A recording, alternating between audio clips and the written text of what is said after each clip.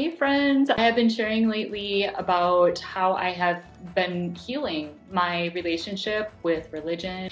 And a lot of people have been reaching out to me and saying that really landed with me. I want to heal my relationship with religion too. There's so much interest that I thought we've got the summer solstice fire ceremony coming up that Brian Sergio, pastor at McFarland United Church of Christ, and I are putting on. I thought this is a great time to actually talk to Brian because he has been such a big piece of that healing journey for me.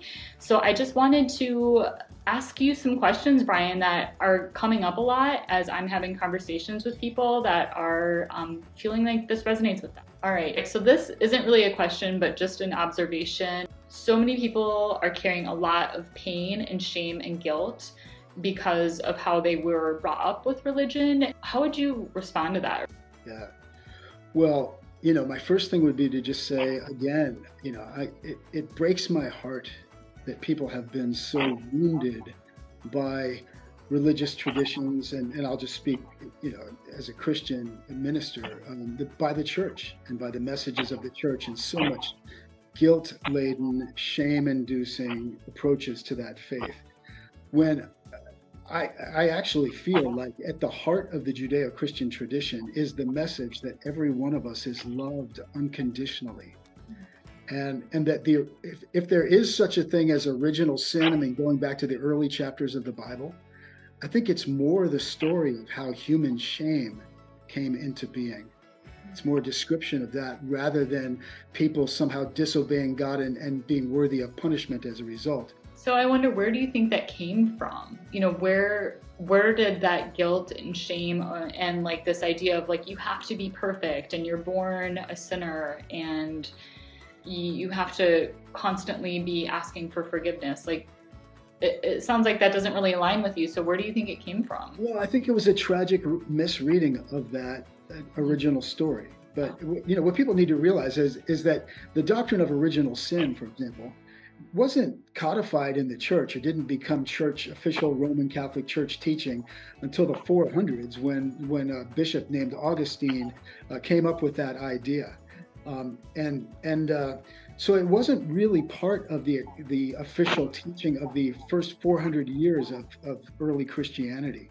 And one of the beautiful things that's happening now is people are going back into those original stories and saying, wait a sec, it's actually a story of original blessing, that humans are actually created good and innately good and not, we are not bad to the core. But that was all laid on later. And I mean, it gets complicated. It was patriarchy. It was a church that was more into controlling people or unifying an empire than it was healing humans and helping us to deal with our own understandable guilt from making mistakes, our own conscience telling us, hey, you're off track. But that never separated us from God, never made us somehow worthy of being tortured for all eternity and these incredibly heinous things that the church came up with. I don't believe it's part of the actual biblical message. And thank God, the church is experiencing a reformation now where we're going back into those stories and saying, wait a sec, the message is way more beautiful and less shame and sin-based than we have made it.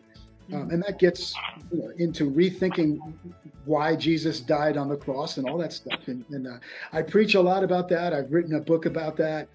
So anyway, anybody who wants to be in touch with me and talk about these things more, I would love to. A big part of what my life is about is trying to help people heal from these incredibly fear-based and angry father images of God that have been so hurtful to people. Mm. Thank you for answering that and for your commitment to helping people heal. And, I talk a lot about how it's helped me, and there's many people that I have met that are in our circles that have said the same thing. So it's working. You're doing really good work. Well, thank you. I mean, that means a lot to me, and, Spirit gets the credit for that.